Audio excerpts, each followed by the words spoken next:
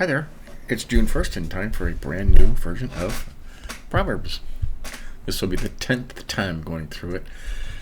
I've decided to use the Amplified Bible today. I have never used the Amplified Bible before. And we're using what this program calls the Classic Edition, which you can see it was copyright. The latest copyright was 1987.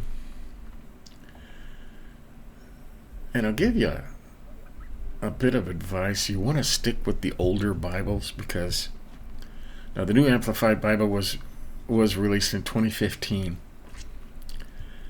And in the last 15, 20 years, they have endeavored to change the Bible and take all gender out of it.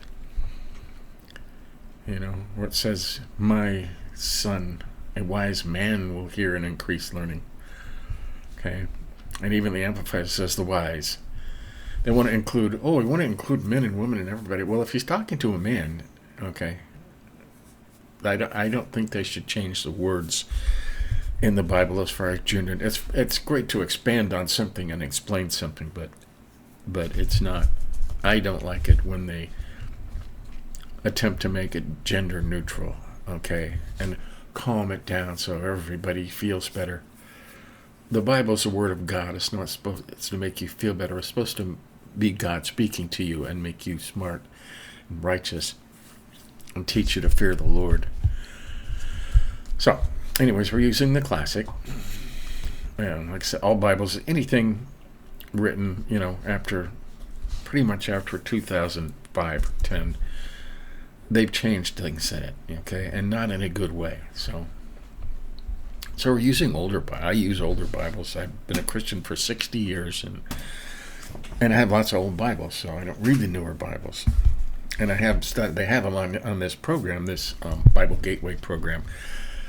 And you can see side by side how they change things. And I just don't like that. So anyways, we're using the Amplified, the Classic Edition, made from the 1980s.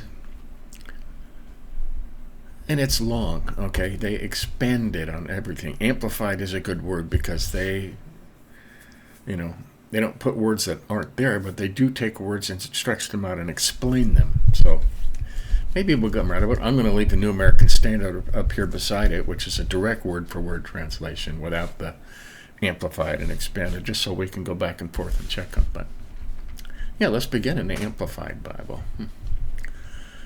The Proverbs. Now it tells you what that is in parentheses. Truths obscurely expressed maxims and parables of Solomon, son of David, king of Israel. That people may know skillfully and godly wisdom and instruction, discern and comprehend the words of understanding and insight. That's a very large expansion. If we go over here,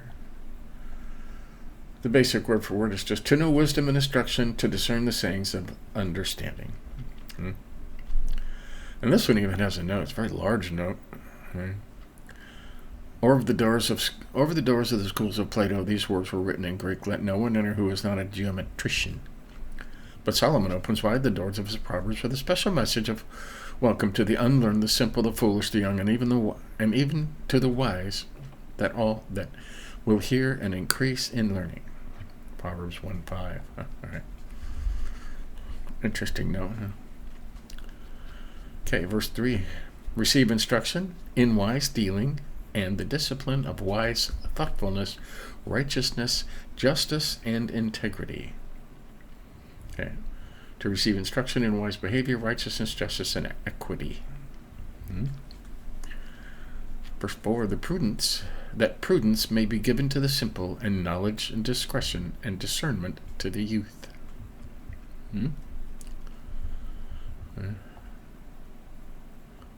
Knowledge, discretion, discernment.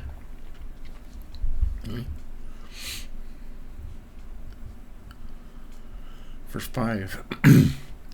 The wise also will hear and increase in learning, and the person of understanding will acquire skill and attain to sound counsel. In brackets, it says, so that he may be able to steer his course rightly.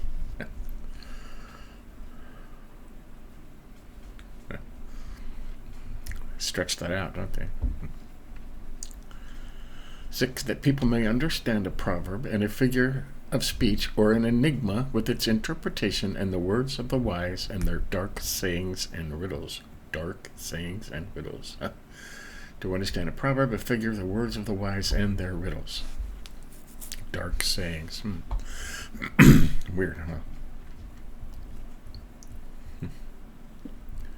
Okay, and the 7 was always one of the most important ones, and they really stretch it out here.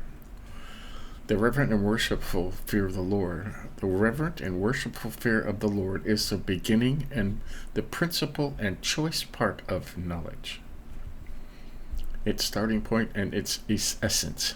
But fools despise skillful and godly wisdom, instruction, and discipline. Okay, very said over here very simply. The fear of the Lord is the beginning of knowledge. And I've always highlighted that. I've always liked that. But they stretched it out quite a bit here. Okay.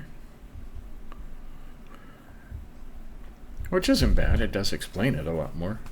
The reverent and worshipful fear of the Lord is the beginning and the principal and choice part of knowledge. Its starting point and its essence. Okay. If you want to get wisdom, you have to fear the Lord and follow the Lord first. Okay, that's the beginning. That's where it starts. But fools despise skillful and godly wisdom, instruction, and discipline. Yes, fools do. My son, hear the instruction of your father. Reject not, nor forsake the teaching of your mother. Reject not, nor forsake. Do not forsake your mother's teaching. For they are a victor's chaplet, garland, of grace upon your head, and chains and pendants of gold worn by kings for your neck. And you see the brackets and the... When they put something in parentheses, it's in other words. And when they put something in brackets, they're expanding on a term or a word. So we know what's going on here. Okay. My son, if sinners entice you, do not consent. If they say, come with us, let us lie in wait to shed blood, let us ambush the innocent without cause, and show that his piety is in vain. Right. Let us swallow them up alive, as does Sheol, the place of the dead, or hell, I always say, and whole as those who go down into the pit of the dead. The pit of the dead. We shall find and take all kinds of precious goods when our victims are put out of the way. Okay. Expansion. We shall fill our houses with plunder. Throw in your lot with us, they insist. And be a sworn brother and comrade. Let us all have one purse in common. Yeah. Right. My son, do not walk in their way, but then restrain your foot from their path, for their feet run to evil, and they make haste to shed blood. For in vain is the net spread in the sight of any bird. Indeed, it is useless to spread a baited net in the sight of the bird. Okay. But when these men set a trap for others, in expansion, they are lying in wait for their own blood. They set an ambush for their own lives. So are the ways of everyone who is greedy of gain. Such greed for plunder takes away the lives of its possessors. Right. And that was the whole thing. Stay away from bad people. Right? Okay, verse 20. New subject. Okay. The wisdom warns. I like it when they put headings in like that.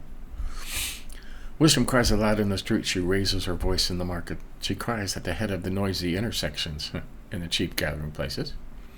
At the entrance of the city gates she speaks. How long, O simple ones, open to evil, will you love being simple, and the scoffers delight in scoffing, self-confident, and fools hate knowledge. If you turn or repent and give heed to my reproof, behold, I will pour out my spirit upon you. Wisdom. Right? I will make my words known to you. because I have called and you have refused to answer, have stretched out my hand and no man has heeded it. And you treated as nothing all my counsel, and would accept none of my reproof. I will laugh at your calamity. I will mock when the thing comes that shall cause you terror and panic. When your panic comes as a storm and desolation and your calamity comes as a whirlwind, when distress and anguish come upon you, they will call upon me, wisdom, but I will not answer. They will seek me early and diligently, but they will not find me, because they hated knowledge and did not choose the reverent and worshipful fear of the Lord. Right? They hated knowledge. People that won't learn anything actually hate knowledge. They think they know everything already, so they won't listen. Right? Right, and would accept none of my counsel, and despised all my reproof. Therefore they shall eat of the fruit of their own way, and be satiated with their own devices. Right? Reap what you sow.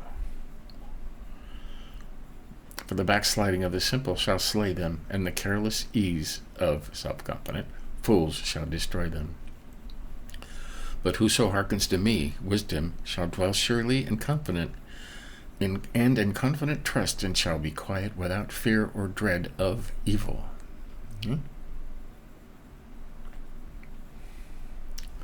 I have some notes down here. Proverbs 1:2.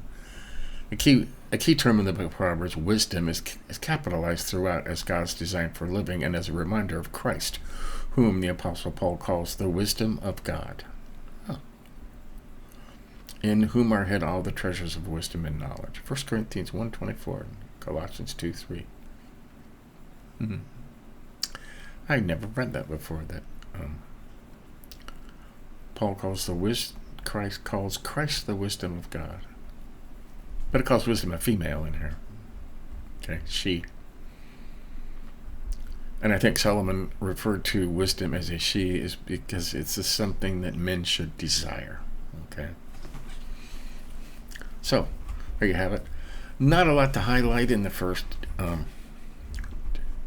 chapter. It's telling about Proverbs and what they are and why they're important. Okay. We just highlighted just to show the difference in how much the Amplified actually expands things. So we may learn more from this. Okay. I'm used to doing this and expanding it myself for you guys. So that people may know skillfully and godly wisdom and instruction. Wisdom capitalized, right? Discern and comprehend the words of understanding and insight, right?